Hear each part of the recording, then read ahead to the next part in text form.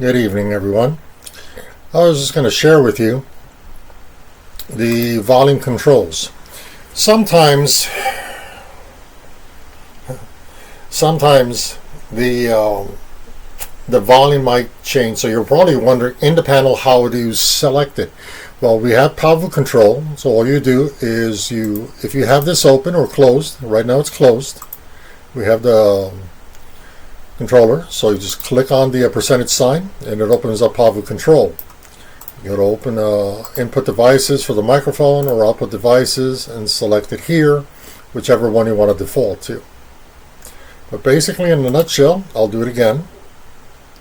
Let's say this is closed, open, powerful control, speakers, input, playback, recording, and so on. And that's it. See you later, guys.